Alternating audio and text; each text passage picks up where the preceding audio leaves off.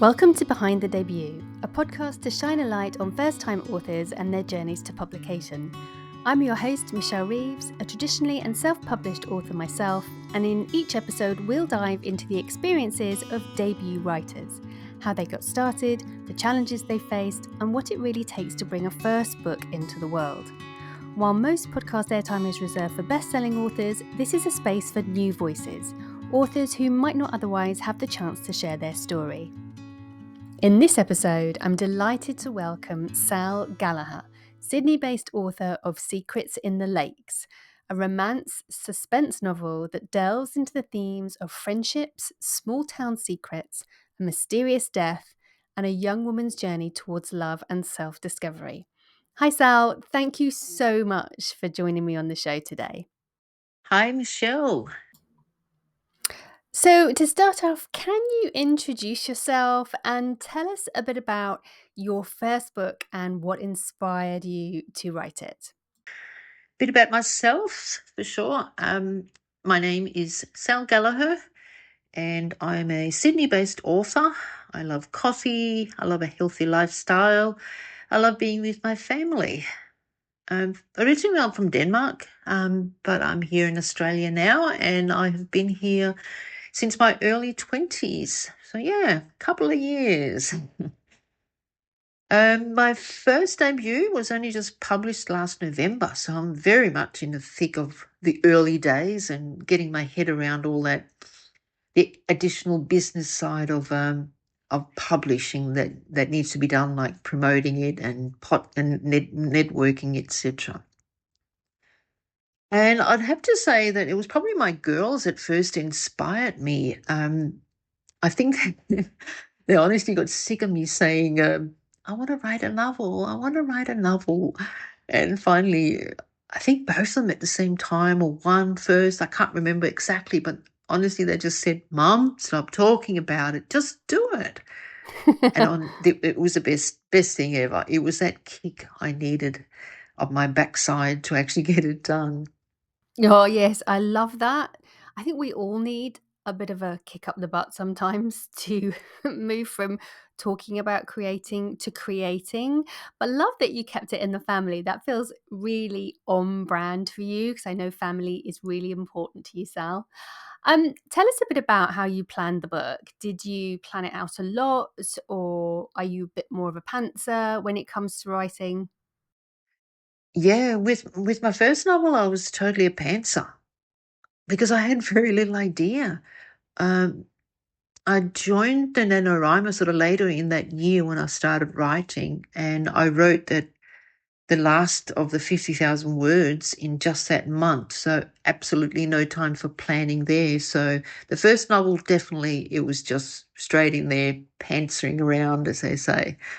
Um, with my second book, I have definitely planned it a little more. I wanted to do this one differently, obviously. So I've done a lot more research, and I still think I'm probably a planter. So in between, because I don't want to plan everything because I know it'll come as I get into the characters. Oh, I've tried NaNoWriMo. I completed it once, I think, once. And that novel's just in the drawer, 50,000 words in the drawer. I will probably never go back to it again, but I totally get what you mean about it making you a pantser because as you say there's just really there's no time to be going through plots. Although I have heard that some people plot in advance before they start tackling NaNoWriMo, and then that way when they get to writing, they know what they're doing and they just go for that 50,000 word deadline hell for leather because they've already done planning. I didn't do that, I have to admit, and it sounds like you didn't do that either. But interesting that you're doing more planning with your second book. I know I'm totally planning out the third book in my children's trilogy down to each chapter being outlined before I'm even starting to write. So it's interesting, isn't it, how we can have these different approaches. What would you say was your biggest challenge that you faced during the writing process, and how would you say that you overcame it? The biggest challenge was definitely the editing part. Hmm. Um, I think because I was so new to it all, I really didn't understand exactly what I was meant to do when people say, "Yeah, you have to edit it now." And I just sort of thought, "Well, I'll just check the grammar, right?" So I started myself, but I learned obviously over time that I needed to do a structural edit, and that's what I should have done first.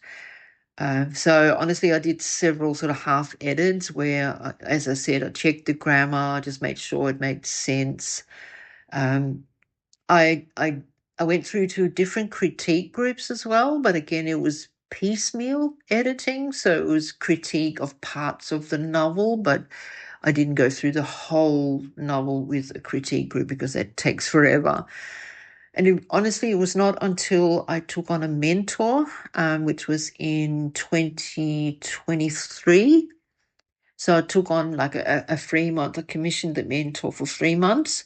Best decision I ever made. My story was finished then, and honestly, I had done several edits that, at the best of my knowledge, over the years as I learned, but I needed to sit down with somebody who really knew what it was all about as far as getting it to that final stage, and that is where I got it with this mentor. It wasn't too much I needed to change, but there were some tweaks here and there, and it was just really nice to have somebody read the story completely from beginning to end, and somebody I could talk to about virtually workshopping it, because there was still some areas where I felt like I needed to do something more, or change it a little bit or add something, and that was the best thing I ever did. And I got confident in my story through her feedback, because he's a very good author, a very good friend of mine, and I absolutely love her books. So yeah, best thing I did. Oh, that's so interesting that you brought a mentor on to help you with the novel. Were there any particular chapters or scenes or characters that you found especially difficult or rewarding to write?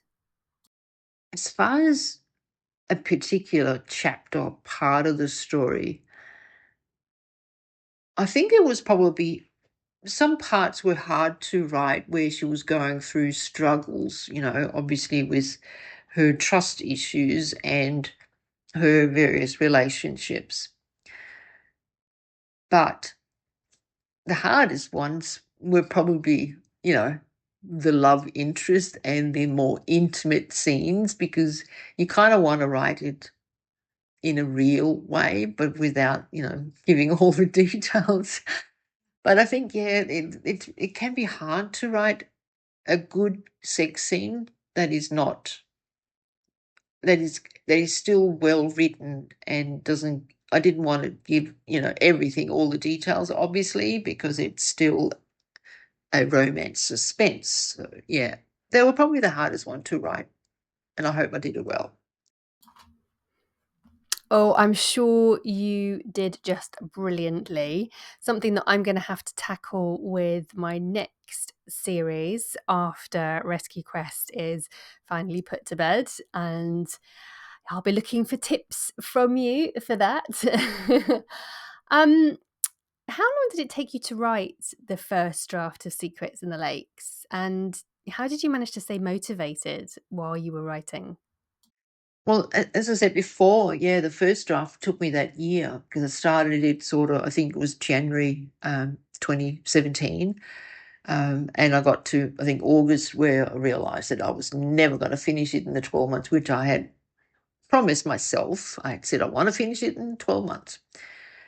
So that's when I joined NaNoWriMo, and it got me to finish it. It got me the 50,000 on top of what I'd already written, and I had the novel finished by then. So 12 months is how long it took for the first draft. Yeah, I definitely took a lot longer to write the first book in my trilogy than the second book. I think you're learning quite a lot along the way, as you've said before, when you're writing your debut. So I guess it's not surprising that it takes us that little bit longer. Tell us a bit about feedback. What role did that play in shaping the manuscript, and how did you approach the editing and revision stages? Yeah, the feedback was vital. Honestly, I think as any writer, you have to take feedback on board. You don't have to take it all on board, absolutely. But I think learning to take on critique is definitely something you learn over time. It's very hard initially because I think you're so immersed in this story. You're so in love with this story, and you're so connected with your characters. And when somebody starts saying something about your characters that perhaps you don't agree with necessarily, um, yeah, it can be hard to hear. But I think yeah, you take it on board, and if you hear something from more than one person, the Mm. same thing for more than one person, if you hear it time and time again, there's probably some merit in it. But yes, absolutely, feedback was vital in me getting this novel to the end, to through the all the edits as well. It can be hard though, can't it, to get that feedback. I know when I was starting the very first book in my trilogy, I was part of a critique group, and a guest author, quite a well-known author, came and spoke and gave feedback on the first couple of paragraphs that each of us had done in relation to the work that we were working on in the group. And the criticism that I had actually floored me at the time, and I didn't go back. I kind of put the book to one side when I'd finished working in the group and didn't go back to it for a couple of months because it really knocked my confidence, and it took me a while to be able to take on board that criticism, and to understand that it doesn't mean that it's necessarily a bad idea. It's the execution of the idea, and it's the idea that we're constantly needing to evolve and learn as part of the journey. And that's part of the fun of being a writer, I guess. Did you have any surprising discoveries about yourself or about your writing when you were on the journey to completing the book? Yeah, I think you always learn about yourself and learn about the world when you're writing, because I think writing sometimes is almost like you processing things that you're witnessing or experiencing or other people are going through. You can't just write completely removed from your writing. It is you. It obviously you're not writing a memoir necessarily, but you're definitely it's coming out of you. So I think sometimes you're learning as you're writing as well. Mm. I think what I discovered about myself in writing this book, or in general writing, but in particular about this book, was it's okay to be an introvert and not necessarily always need to be out there. I think because I was finishing obviously this book through COVID, which was a time when we just really couldn't go out. And both that, the writing process, and COVID just made me realize how much I actually do enjoy the being on your own and being immersed in building worlds. Doesn't mean to say I'm not a social person, but I accepted that I also have that part of me and that it is okay. It's interesting, isn't it? I think there's a lot of writers who are introverts at heart. I wonder if that's why we become writers, because it's a way for us to express ourselves from behind closed doors, perhaps. I think, I always think of introversion and extroversion as the way that we prefer to exchange energy, um, rather than just a personality type. I know I'm quite happy to go out and be sociable with people, but it takes a lot of energy out of me, and I need to have time alone to recharge my battery, so to speak. And I think that's the introvert sort of side of me, really, that needs that that battery recharging on my own. I don't know if that's something that other people, if that resonates with some of the people that are listening, maybe. Let's talk a bit about marketing. How have you approached promoting The Secrets of the Lakes? Do you like marketing? Do you enjoy it? The promoting of the book, promoting in itself doesn't come natural, but it's part of what you have to do. I mean, if you want to sell your book, yes, you have to. If you just want to self-publish and just say, I've done it now, that's fine. But if you actually want to get some sales and get your book out there, you do have to promote it. I think I approached promoting my writing brand, if you can call it that. I don't know if I've got a brand yet, but yeah, if you can call it that, I think I started promoting that before I even finished this book. So I set up the Facebook page for my author Facebook page. I started doing blogs on a WordPress site that I had, and I just sort of started moving towards being an author rather than just somebody who wrote some notes in a notebook or something. So I've moved myself into the online world. And once I knew that the book was definitely going to be out there in one way or another, yeah, I started promoting the progress of this book. Obviously, also on Facebook and Instagram, I would support a lot of other authors. I wouldn't just write about the book all the time. I would be supporting other authors. I'd be going to events, to author events, to festivals, read books, and all of that was part of what I would be putting out there on socials. I think it's just part of it. You just take it as that's just part of being a writer or an author. Do I enjoy it? Yeah, I do sometimes. Sometimes when you realize just how much time you end up putting into it, I sort of feel like, I just want to write. Hmm. But I also do enjoy a lot of it. I mean, obviously, I like going to festivals and talking to other people and promote yourself that way. I'm a social person, but I also like to be on my own. I'm probably a bit of a mixed bag. I also I'm very creative, so on top of writing, I love photography.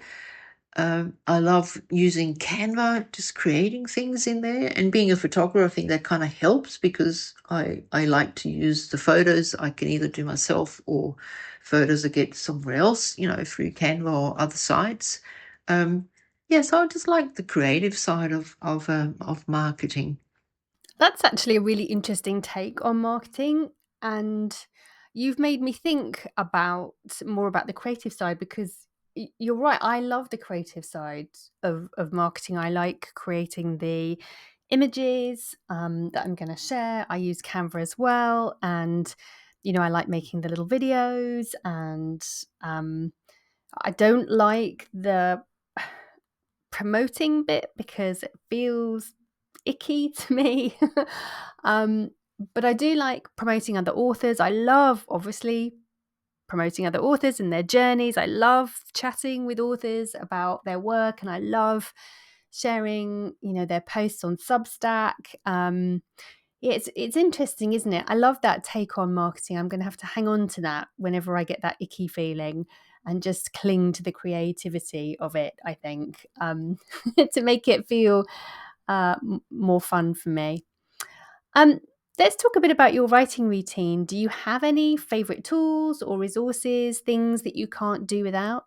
As far as a writing routine, I think I do work best first thing in the morning. I'm a morning person, absolutely. So I tend to get up early, and that's where I find time to do some writing, whether it's writing, as in writing on the novel, whatever project I've got going, or whether it's doing socials or getting off my emails or writing articles, because I'm both on Medium and Substack, so where I'll do some posts as well and write my newsletter.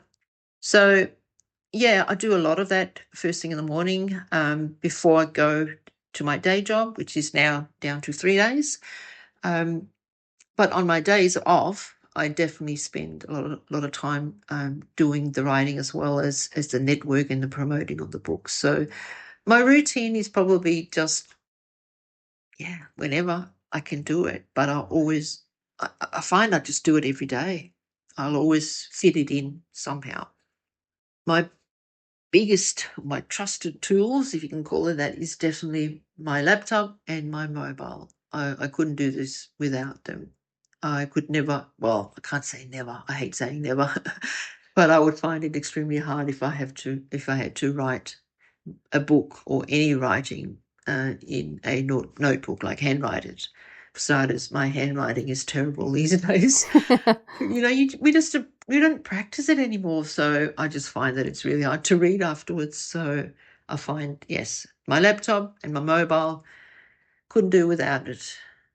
What else? Yeah, I probably wouldn't like to be without my my what's it called? My Spotify and my Bose speaker. That's it. I was trying to think of the word of it. I like my music, so quite often I play music when I write. Not always. Sometimes I just need quiet. But other times I just like to put some music on, some quiet focus music, and get into it. Yes, I used to be a morning person. Well, I still am a morning person, but I don't tend to write in the morning more because I know if I don't go to the gym or do some kind of exercise, yoga, or walking in the morning, I'm probably not going to get it done. So I tend to prioritize that in the morning now and write in the afternoon or create in the afternoon. That might change maybe one day. I do like the mornings. I do love getting up very early in the morning if I can, but I'm finding that harder and harder as I get older, actually. Okay, if you could go back and give your pre-published self one piece of advice, what would it be? Oh, self-publishing. Yeah. If I could give myself some advice before publishing, I would definitely say give yourself plenty of time. As far as the writing, I would say just believe in yourself. Believe that your work is good enough and stop listening to that voice in the back of your head that keeps saying, you have to do one more edit, you have to do one more edit. I mean, I'm glad I did all these edits, but I think maybe, yeah, just believe in yourself a little bit more. Your words do matter. Oh yes, that's a lovely piece of advice for your pre-published self. And I think for anyone listening to this who is a new author, please do take that on board. Your words 100% do matter. So Sal, what can you tell us about what's coming up for you next as an author? So, what's next for me? Yeah. Oh, there's so much going on at the moment. I've just started my newsletter, as you know, on Substack, so that is still a work in progress. But I'm really happy with the feedback I'm getting from it, so that's good. That is once a month on the first Sunday of the month that I get that out. Writing my novel, my second novel, which is set in my native home country, Denmark.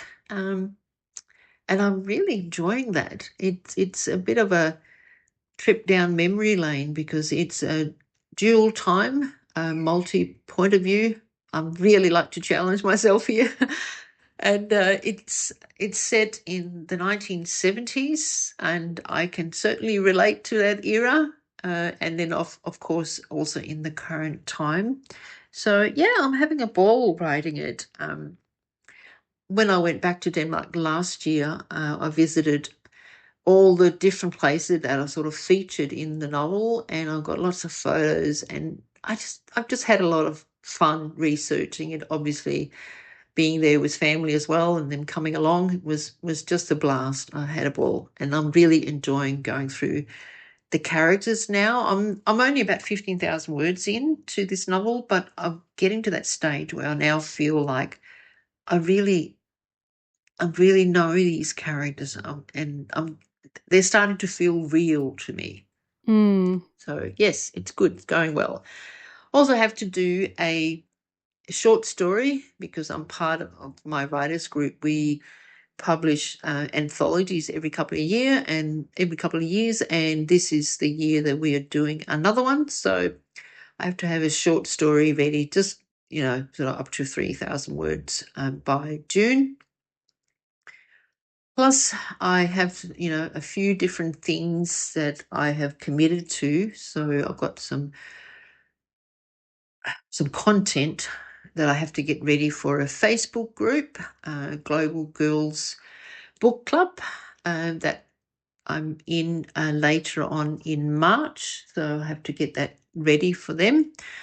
Plus, I'm doing a couple of other podcasts with some local Australian writers. So lots of things happening, but it's all very exciting. Well, you do have a lot going on, Sal. I hope you have time to carry on working on the new book because it sounds amazing. Finally, where can people find you and your debut book? I am probably very easy to find. I think if you Google my name, Sal Gallahar, you'd find a lot. So I'm on Instagram. I've got a Sal Gallahar author is my Instagram handle. I'm on Facebook where I'm Sal Gallahar writer. I'm also on Substack, as you know, and I'm on Medium. I've got on there, I'm really just my name. So Google my name, yeah, and you'll find me. Uh, I've got my own website, which is salgallahar.com. And I've got a freelance site because I also work with clients where I offer services such as business admin for other authors, as well as freelance content writing for the health and wellness industry, because that is very much close to my heart. So, yeah, you can find me in any of those spots. Just Google me. Oh, that's great, Sal. I will make sure all of those links are in the show notes, including a link for where you can find Sal's debut novel, Secrets in the Lakes. Thank you so much for coming on Behind the Debut today, Sal. It's been lots of fun and good luck with your next project. It's been an absolute delight talking to you, Michelle, and thank you so much again for giving me this opportunity. I really appreciate it. You have an absolute wonderful day, and hopefully we will chat again sometime soon. That's it for this episode of Behind the Debut. A huge thank you to Sal for sharing her journey with us. If you enjoyed this episode, please consider subscribing, leaving a review, or sharing it with a fellow book lover. It really helps new authors get discovered. You can find out more about today's guest, including where to buy their book, in the show notes. And if you're a debut author yourself and would love to be featured, email me at michelle@michellereeveswrites.com for more details. Thanks for listening, and until next time, keep writing, keep dreaming, and keep turning the page on your own story.